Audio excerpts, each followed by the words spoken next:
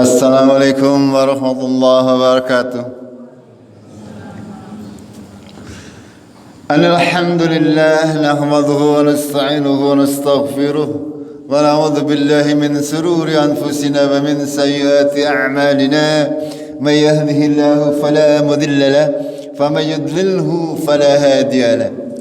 Asyhadu an la ilaha illallah wahdahu la syarika lahu وأشهد أن محمدا عبده ورسوله اللهم صل وسلم وبارك على محمد وعلى آله وعلى أصحابه أجمعين أما بعد قال الله تعالى في كتابه الكريم أعوذ بالله من الشيطان الرجيم يا أيها الناس اتقوا ربكم الذي خلقكم من نفس واحدة وخلق منها زوجها وبث منهما رجالا كثيرا ونساء واتقوا الله الذي تساءلون به والأرحام إن الله كان عليكم رقيبا. Jamaah maghrib rahimakumullah, marilah kita senantiasa memanjatkan syukur kita kepada Allah Azza wa Jalla atas segala nikmat dan karunia-Nya sehingga sampai hari ini di sisa-sisa kehidupan kita di dunia ini kita masih diberi kesempatan oleh Allah untuk bisa senantiasa bermuhasabah, mengintrospeksi diri kita masing-masing. Sudah seberapa jauhkah kita mempersiapkan diri kita menghadapi hari kematian kita, menghadapi hari esok yang belum jelas untuk kita semuanya. Apa yang akan kita hadapi adalah cerminan dari usaha kita pada hari ini. Untuk itu jamaah rahimakumullah, pada kajian kali ini saya akan membawakan sedikit kajian singkat tentang beberapa wasiat dari seorang Luqmanul Hakim, seorang yang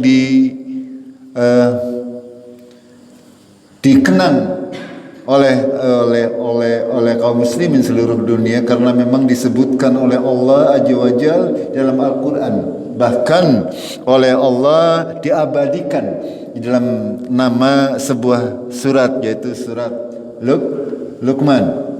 Kenapa sedemikian Allah mengabadikan?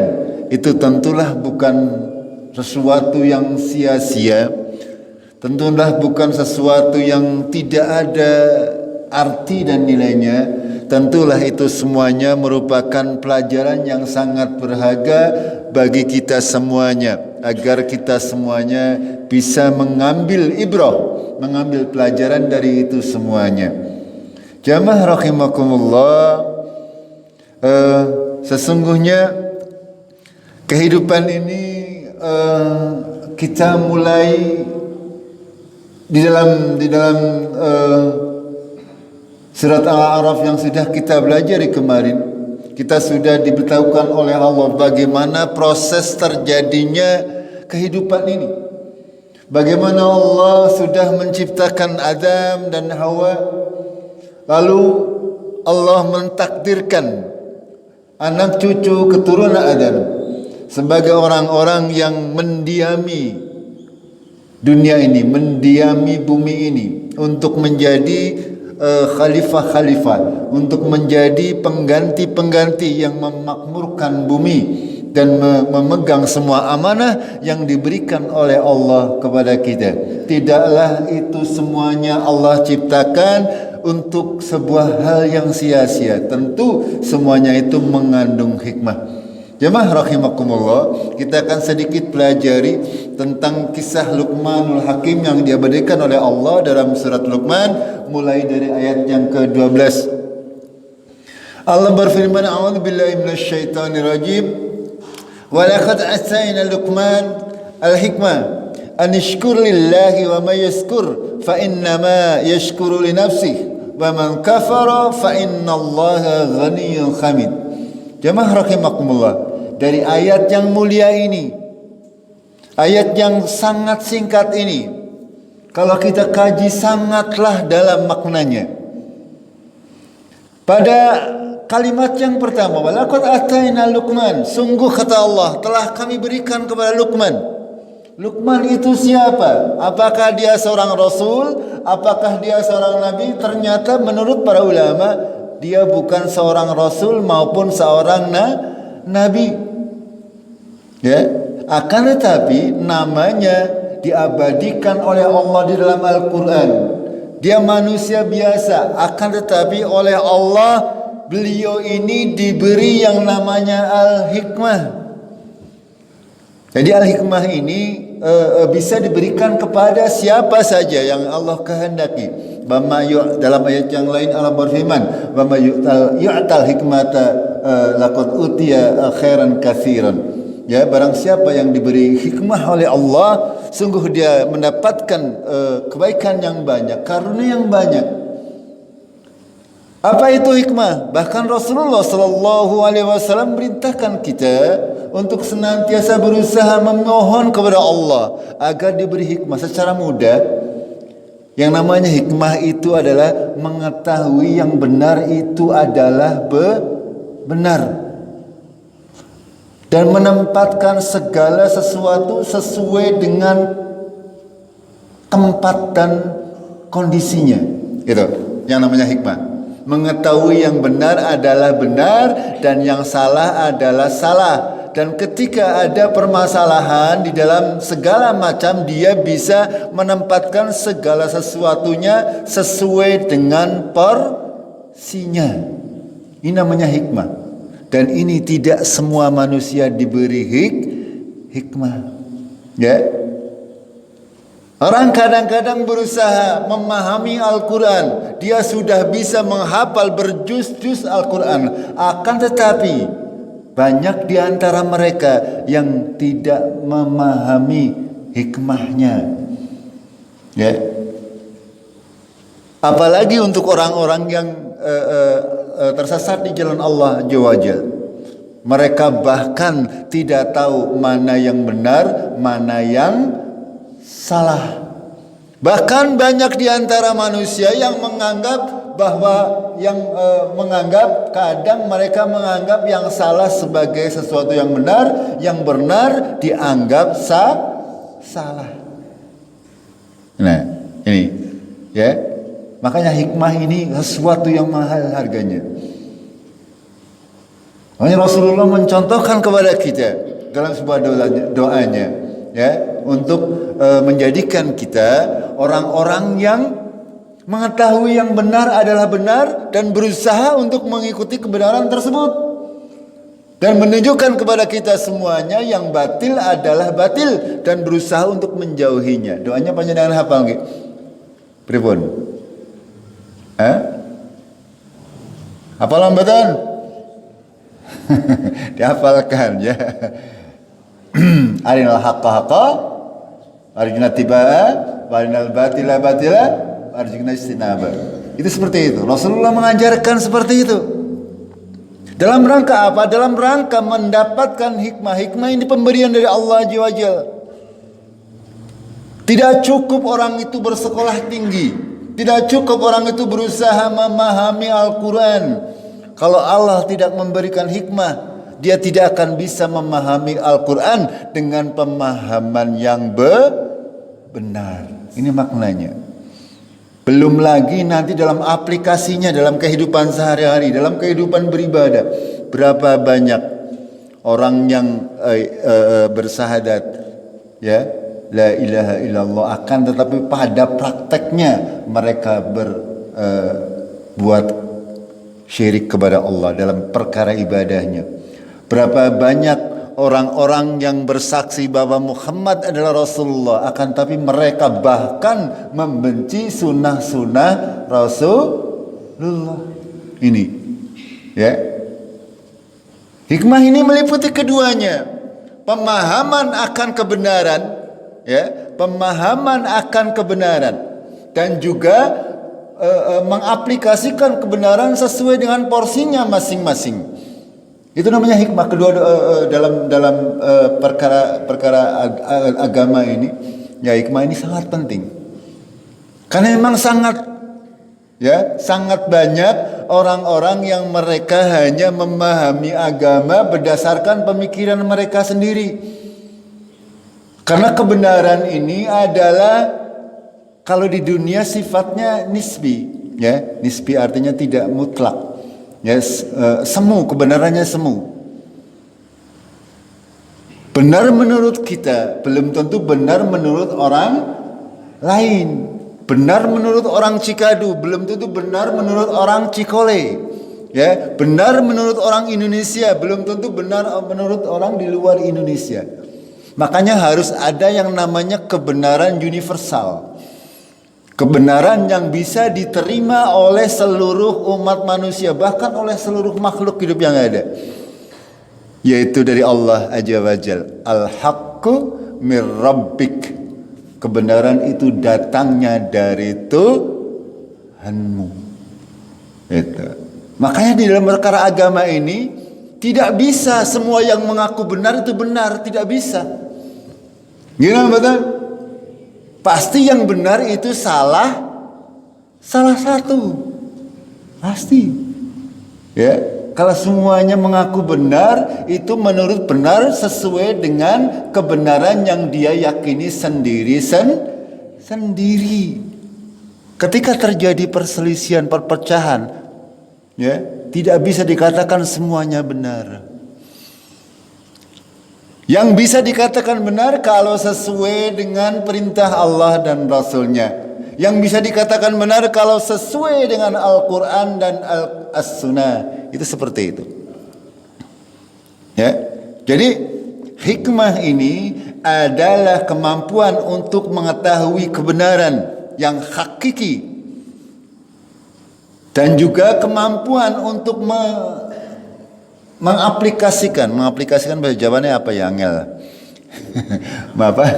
Menerjemahkannya di dalam kehidupan sehari-hari secara tepat sesuai dengan proporsinya.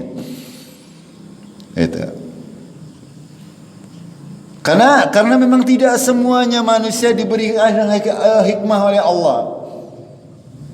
Bahkan di sini ya seorang manusia biasa, Luqman Nul Hakim, orang yang hidup ya tidak diangkat oleh Allah sebagai nabi dan rasul, akan tetapi beliau diberikan hikmah oleh Allah untuk bisa memahami kebenaran, dan dengan pemahamannya dia bisa menempatkan segala sesuatu sesuai kondisinya, sesuai dengan proporsinya masing-masing. Itu namanya hikmah.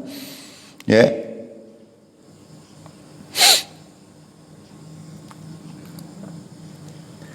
Makanya ketika seorang itu diberi hikmah oleh Allah, maka yang pantas untuk kita lakukan, kalau kita qadarullah diberi kemampuan, diberi hikmah oleh Allah, ya, contoh hikmah yang paling mudah, panjenengan ya bisa salat berjamaah di masjid itu karena panjenengan diberi hikmah oleh Allah.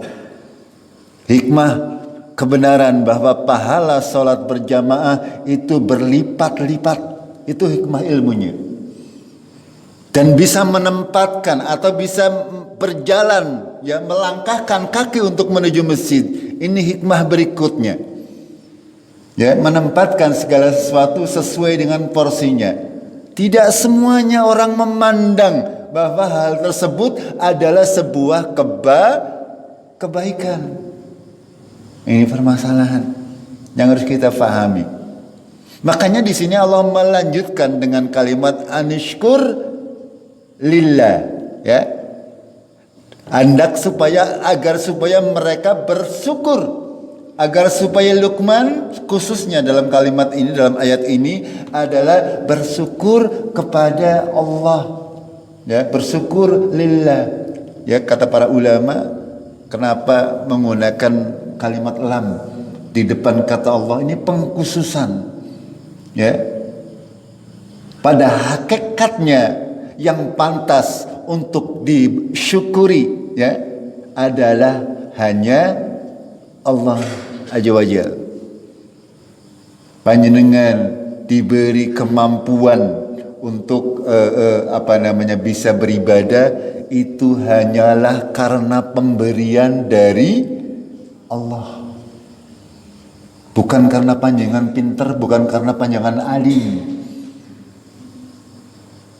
Itu semuanya hanya pemberian dari Allah.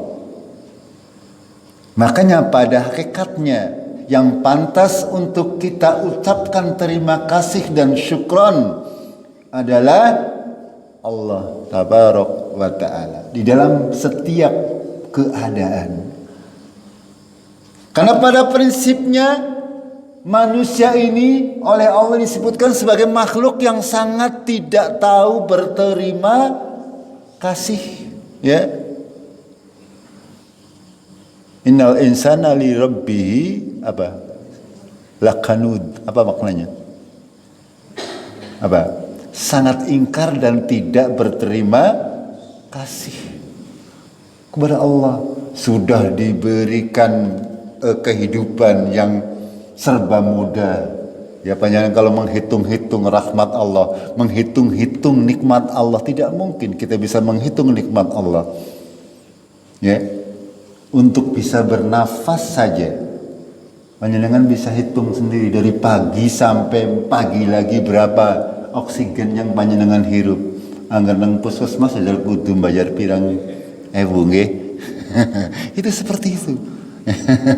Belum lagi yang lain-lain. Akan tetapi manusia ini cenderung ingkar, tidak tahu terima kasih kepada Allah. Sehingga walaupun sudah seperti itu, dia sadar, dia tahu bahwasanya hanya Allah lah yang berhak untuk disembah. Akan tapi mereka tidak mau menyembah kepada Allah. Secara umum manusia memang seperti itu. Ya. Jangankan kepada Allah, kepada yang sesama manusia juga seperti itu, nggih.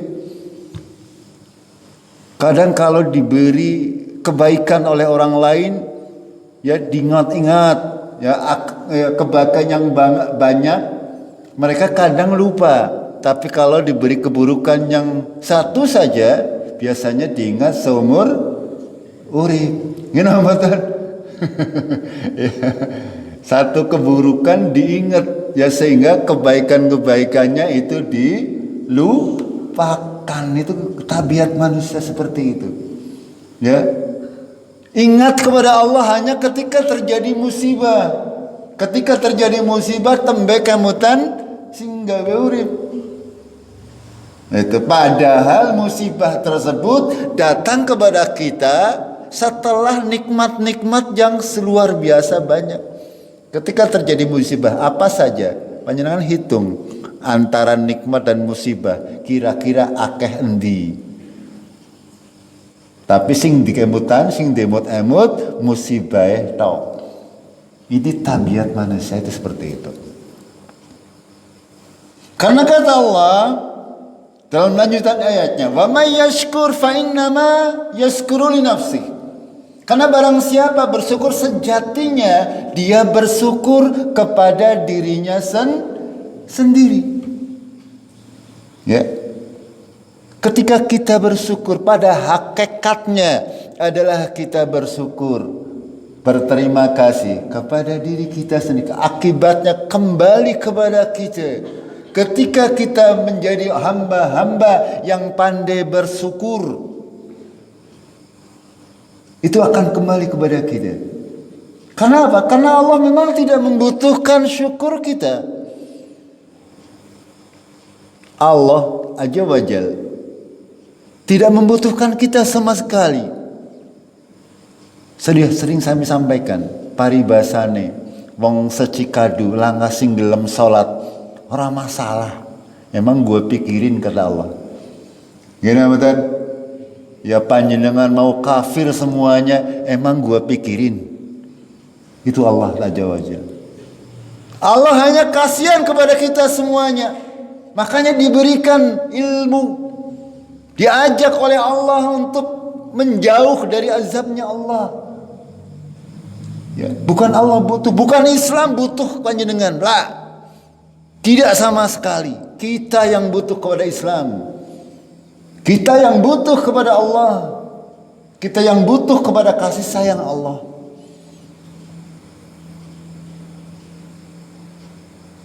Makanya Allah melanjutkan, "Waman kafara fa innallaha ghaniyyun hamid." Barang siapa kafir, kafir artinya tidak bersyukuri, bukan kafir yang kita kenal, ya. Ya. Kafir yang dimaksud di sini adalah orang-orang yang tidak bersyukur dalam segala hal, secara umum. Fa innallaha ghani, Allah itu maha kaya, maha kaya, tidak membutuhkan apapun dari makhluk.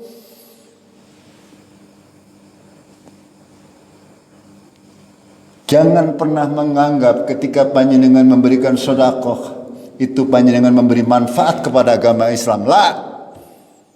Ketika panjenengan mampu membuat masjid itu bermanfaat bagi Allah, lah, tidak. Sama sekali tidak. Allah itu maha kaya, tidak butuh apapun dari hamba-hambanya. Yang membutuhkan adalah kita. Makanya di sini Allah berfirman, "Wa may yashkur fa inna ma yashkuru li nafsihi wa man kafara fa innallaha ghaniyyun hamid." Allah maha kaya. Bahkan ketika orang seluruh dunia keluar rame-rame dari agama Islam, tidak ada yang salat, masjid-masjid sepi, tidak masalah bagi Allah. Tidak berkurang sedikit pun kerajaan Allah, tidak berkurang kebesaran Allah, tidak berkurang sedikit pun juga. Inilah Allah kita. Ya. Karena pada hakikatnya manusia ini memang kita semuanya adalah orang-orang yang tidak pandai bersyukur. Sangat banyak nikmat-nikmat yang kita ingkari. Ya, kita yang hadir di sini barangkali sebagian besar sudah berumur di atas 50 tahun. Semestinya, ya, logikanya seperti Luqman ini, ya, ketika sudah mendekati surup sengengene, ya, betul? Semestinya mulai fokus. Fokus apa? Menunggu giliran. Gimana betul? Mau nggak mau? Mau nggak mau? Ya. Kalau sudah 50 tahun ke atas atau mulai 40 tahun sudah pikirannya, berpikirnya sudah semestinya sudah mulai kita juruskan bahwasanya sebentar, sekarang, besok, lusa akan menghadap Allah Azza wa Jalla. Apa maning sing wis mendekati 60 ke atas, ya. Jatahe umat Islam umurnya antara 60 sampai 70. Angger umur 60 sampai 70 kok urung sregep ibadah yang alamat gitu. Ya, dalam hadis yang disampaikan oleh Rasulullah bahwasanya Allah, ya, sangat suka kepada anak-anak muda yang rajin beribadah, dan kebalikannya sangat-sangat benci kepada orang-orang tua sing ora gelem ibadah. Arep ngeliat apa maning? Paribasane cara wong Cikadu nih. Ketika sudah senior, sudah 50 tahun ke atas, sudah 60 tahun ke atas, arep ngeliat apa maning? Ya, arep gagah-gagahan jabis ora kuat. Gitu betul? Iya, apa maning yang dikasih usia lanjut, ya. Ya, sudah lewat 70, 80. Ya, kalau ada, masih ada 1-2 termasuk, ya. Di sini juga masih ada 1-2. Harus senantiasa fokus. Berusaha fokus. Ya, usahakan sedikit lupakan kehidupan atau perkara-perkara keduniaan. Lebih kepada berusaha untuk memperbaiki diri, memperbanyak amal. Karena memang, ya, waktunya tinggal sebentar lagi. Ya, ketika sudah berusia lanjut, ya, mau rajin beribadah, kadang-kadang wis Apa? Wis abot nggih, dengkule ora. Dia betul. Ya kalau sudah senior ya, kepenginnya ngapal Al-Quran sewengi sejus. Tapi kan otaknya sudah tidak mampu. Ini permasalahan. Itu. Makanya lebih fokus. Ya, karena ngeliat apa maning. Anggarap sugi itu lagi kan ini sugi, ngene betul. Itu. Innallaha fa innallaha ghaniyyun hamid. Ya, Allah itu tidak membutuhkan makhluknya, kita yang butuh kepada Allah, dan Allah itu hamid, maha terpuji. Yang dimaksud dengan maha terpuji ini ya, bahasanya Allah itu sebagai zat yang pantas untuk kita ucapkan terima kasih, ya, kita bersyukur hanya kepada Allah, dan juga Allah ya sebagai zat yang pantas kita puji dengan segala macam pemberiannya. Ya, antara rasa terima kasih dan pujian ada sedikit perbedaan. Kalau terima kasih ini hanya senang kepada karena memberikan pada istilahnya, akan tapi kalau sudah pujian itu berarti memang kita benar-benar mengagumi sosok yang kita puji. Ini, dan Al-Hamid ini mengandung makna kedua-duanya. Bahwasanya Allah adalah zat yang pantas untuk senantiasa kita ucapkan terima kasih, kita merasa bersyukur atas segala nikmat yang diberikan kepada kita, dan Allah juga sebagai zat yang pantas untuk dipuji atas segala macam kejadian yang menimpa kita. Ini tafsir daripada para ulama adalah seperti itu. Dalam kehidupan dunia terkadang ya kita lupa, ya ketika kita misalnya ya panjenengan berobat ke dokter, itu harus paham bahwasanya yang menyembuhkan adalah Allah, maka yang wajib dikasih ucapan terima kasih adalah yang pertama adalah Allah Azza wa Jalla. Ya, yang wajib kita puji adalah Allah. Walaupun mungkin nanti setelah itu kita boleh mengucapkan terima kasih kepada selain Allah, artinya kepada makhluk manusia yang menjadi perantara. Akan tapi pada hakikatnya yang pertama harus kita syukuri, yang pertama harus kita puji adalah Allah Tabarak wa Ta'ala. Dalam semua aspek. Dalam semua aspek. Makanya di sini Allah memberikan dua nama Allah sebagai pengetahuan kepada kita bahwasanya Allah itu Ghani, tidak membutuhkan makhluknya, dan juga Allah itu Al-Hamid, ya, maha terpuji. Kita dalam ayat yang lain Allah berfirman dalam surat Al-A'raf, qala fa bima aghwaytani laq'udanna lahum siratakal mustaqim thumma la'atiyannahum min bayni aydihim wa min khalfihim wa an aymanihim wa an syama'ilihim wa la tajidu aktsarahum syakirin. Kenapa ayat sini saya bawakan? Di dalam ayat ini adalah ayat perkataan iblis laknatullah. Ketika iblis itu dilaknat oleh Allah, ketika diperintah untuk bersujud kepada Nabi Adam, dia tidak mau, maka dia dilaknat oleh Allah, dijadikan orang-orang yang terkutuk sampai hari kiamat. Lalu iblis bersumpah di hadapan Allah Tabaraka wa Ta'ala, dengan sebab engkau sudah menyesatkan aku, sungguh kata iblis, akan aku goda mereka, akan aku duduki mereka dari jalan-jalanmu yang lurus, kata iblis. Kemudian kami akan datangi ke mereka dari sebelah depan dan belakang mereka, dari kanan dan kiri mereka. Pada ayat yang terakhir Di akhir ayat Allah berfirman, wala tajidu aktsarohum syakirin. Itu perkataan daripada iblis. Dan kamu ya Allah tidak akan mendapatkan kebanyakan manusia sebagai hamba-hamba yang bersyukur. Ini. Secara prinsip bahwasanya memang manusia ini tidak pandai bersyukur.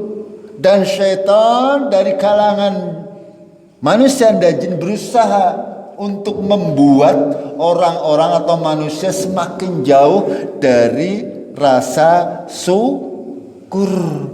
Ya, kita lihat tidak usah jauh-jauh, pandang kepada diri sendiri saja. Ya, wis duwe klambi siji, pengen lorong, itu sudah punya 2 pengen 3, sudah punya 3 pengen 4. Tapi tidak pandai mensyukurinya. Dan tidak pernah, ya mungkin barangkali panjenengan di antara kita semuanya sangat jarang.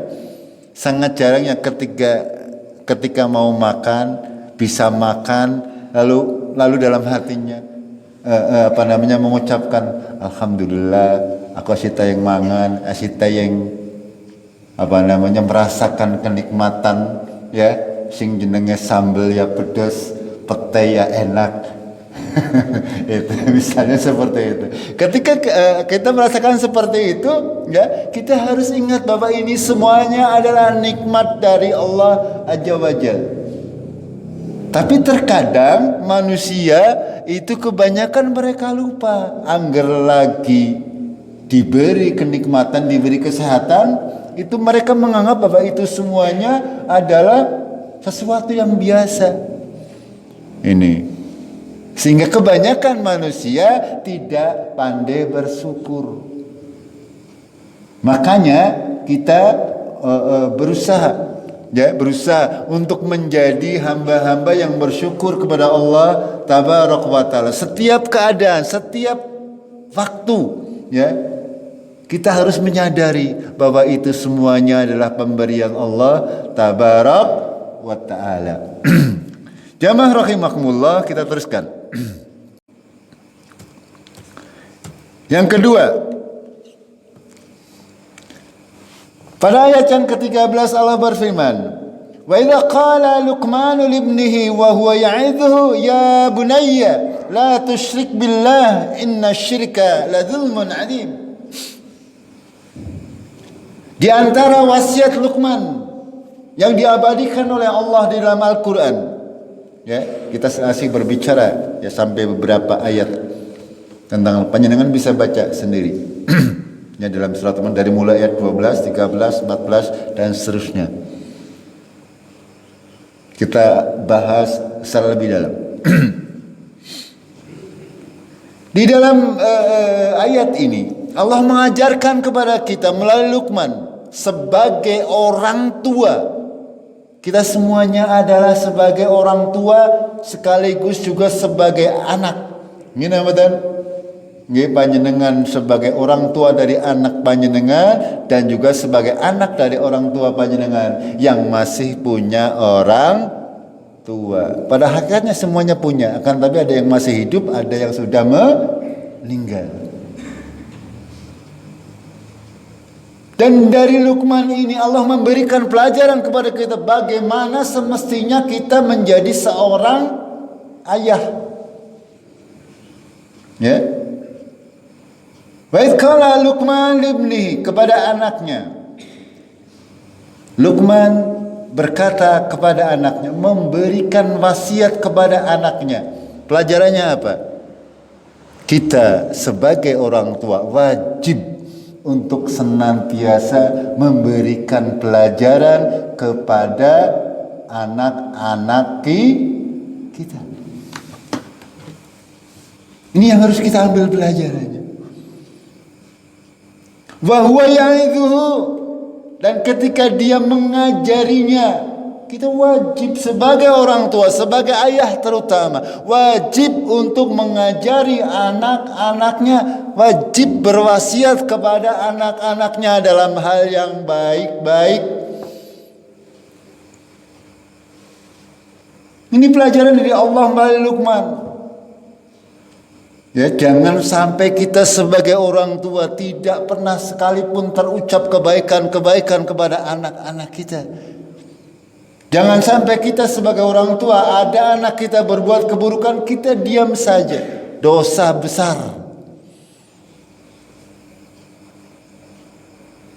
Ya, walaupun di sini yang berperan adalah suami, para kaum ibu juga tak mempunyai kewajiban sesuai dengan porsinya.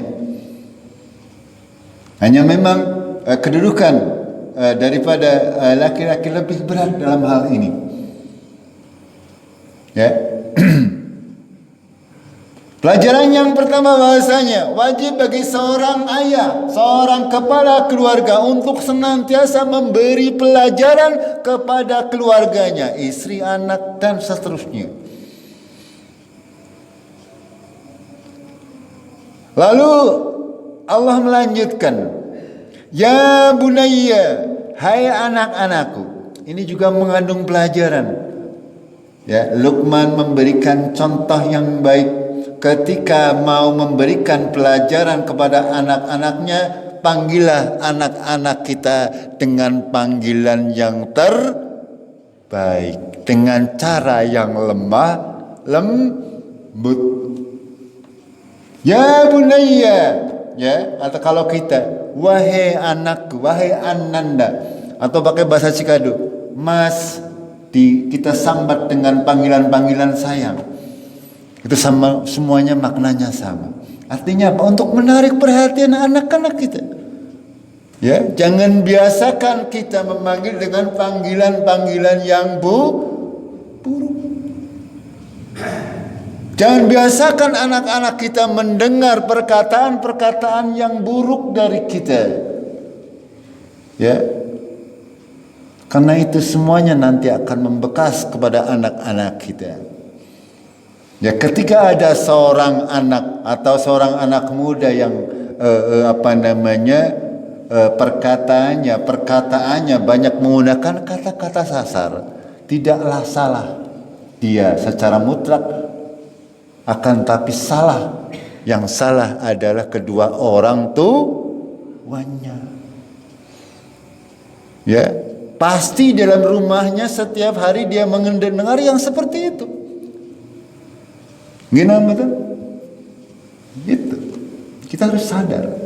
Makanya ya, kita sebagai kepala keluarga harus senantiasa menjaga betul-betul ya perkataan kita di rumah.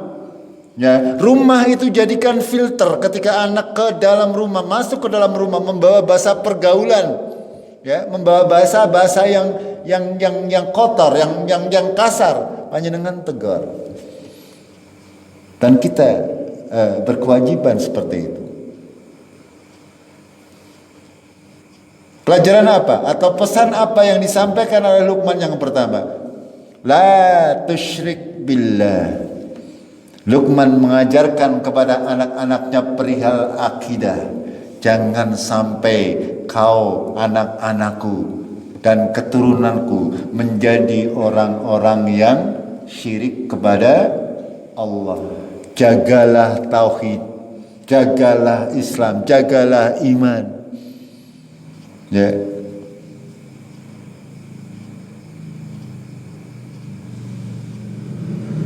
Jangan hanya kadang-kadang ya ada orang tua ketika mau sudah ya dalam keadaan sakit yang diutamakan wasiatnya tentang apa biasanya?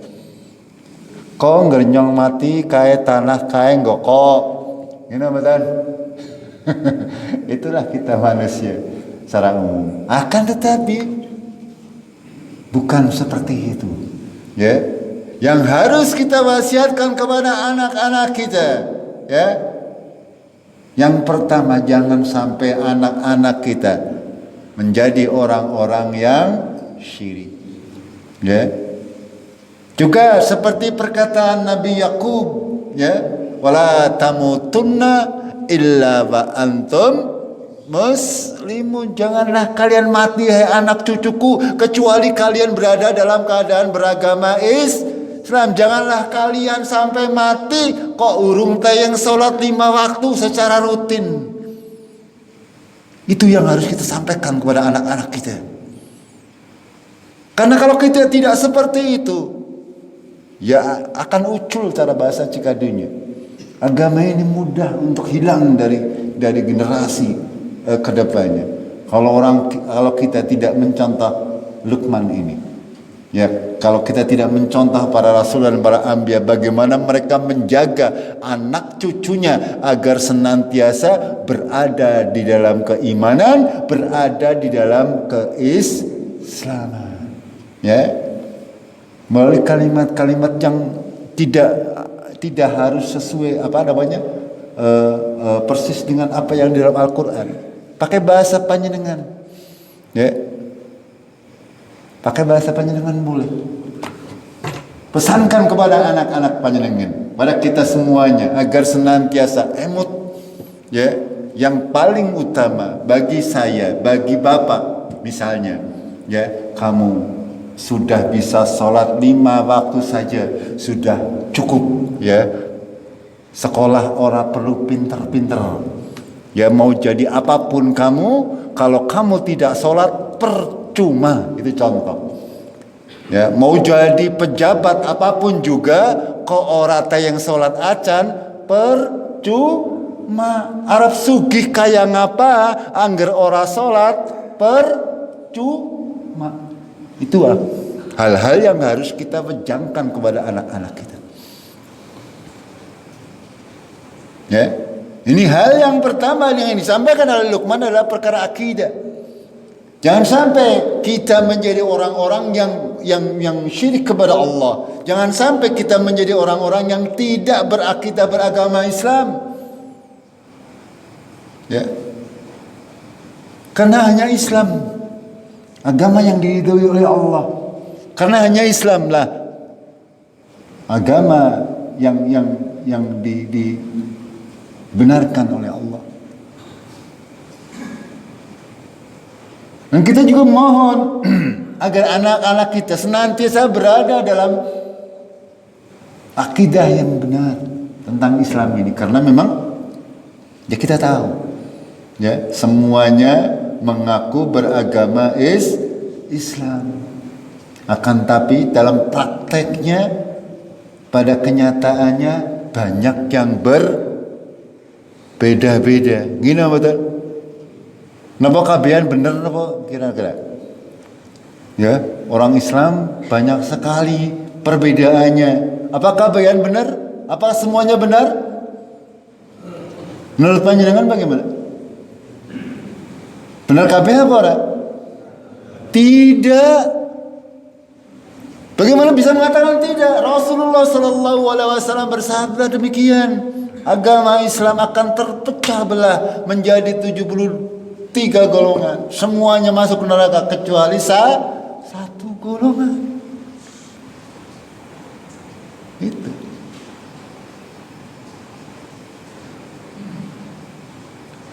Ini kebenaran yang harus kita cari, yang harus kita berusaha untuk kita wasiatkan kepada anak-anak kita. Ya. Harus kita wasiatkan kepada anak cucu kita.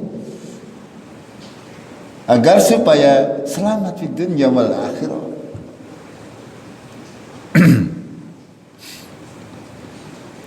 Jemaah rahimakumullah. Sampai di sini dulu ya.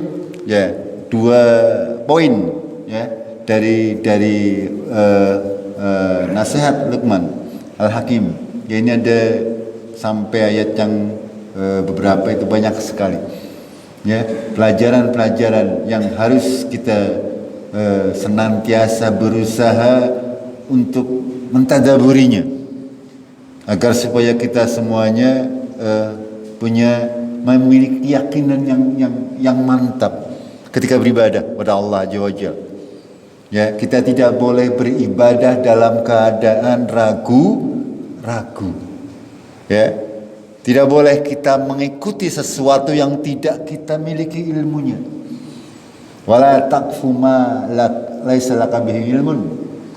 Innas sam'a wal absara wal fuada kullu haula'i mas'ulan. Jangan sampai kita mengikuti sesuatu yang kita tidak memiliki ilmunya. Sesungguhnya mata, telinga, dan hati semuanya itu dimintai tanggung jawab. Jangan asal mengikuti, tapi harus yakin siapa yang kita ikuti. Kenapa kita mengikuti? Ini akidah. Ya. Kenapa kita mengikuti A, mengikuti B, mengikuti C? Harus punya keyakinan, punya ilmunya. Karena semuanya itu akan ditanya. Jangan asal melu rame-rame. Ya, kayak sing lagi rame nyong melu, kayak sing lagi ngetop nyong melu. Jangan seperti itu. Harus punya akidah, punya ilmu, punya keyakinan. Apa yang kita ikuti harus berdasarkan keyakinan yang benar, bukan karena taklid buta. Ya, apapun omongan orang, kalau dia sudah taklid buta, bu salah, bu benar, diikuti. Kita tidak boleh, orang Islam tidak boleh seperti itu. Kita boleh taklid kepada kebenaran. Siapapun yang berkata, dari si manapun juga, dari pihak manapun juga, kalau dia berkata kebenaran, kita boleh taklid kepada dia. Tapi kalau kebenaran, kalau yang dikatakan adalah sebuah kesalahan, kita boleh tolak perkataannya dari siapapun juga. Ini. Jamaah rahimakumullah, mudah-mudahan ya kita bisa lanjutkan di pekan yang akan datang, karena memang suasananya musim hujan gitu. Kalau musim hujan bar maghrib hujan gede, ngajinya orang kerungu. Itu ya, bunyi air hujannya luar biasa keras. Jadi kalau misalnya nanti pas malam Selasa atau malam Jumat ke bar maghrib hujan besar, ya terpaksa kita liburkan gitu. Ya karena kalau hujan besar ya nyong ngomong panjenengan buk rumah apa. Itu ya, mudah-mudahan kita diberi kemudahan oleh Allah untuk bisa rutin menjalankan kajian rutin ini, karena memang ya ilmu ini tidak cukup kita kaji hanya sebulan sekali atau kadang-kadang, tapi harus rutin selagi esih urip sampai mati gitu. Tidak akan ada habisnya ilmu Allah. Jangankan seminggu 2 kali, sepekan 2 kali, setiap hari panjenengan ngaji, panjenengan coba saja. Orang semakin pintar tapi semakin bodoh, semakin banyak yang tidak tahu ketika kita mengkaji ilmu Allah. Karena ilmu Allah itu sangat luas. Itu saja untuk kajian hari ini. Mudah-mudahan kita bisa mengambil pelajaran dari apa yang kami sampaikan. Kita akhiri dengan kafaratul majlis. Subhanakallahumma bihamdik, asyhadu an la ilaha illa anta, astaghfiruka wa atubu ilaik. Assalamualaikum warahmatullahi wabarakatuh.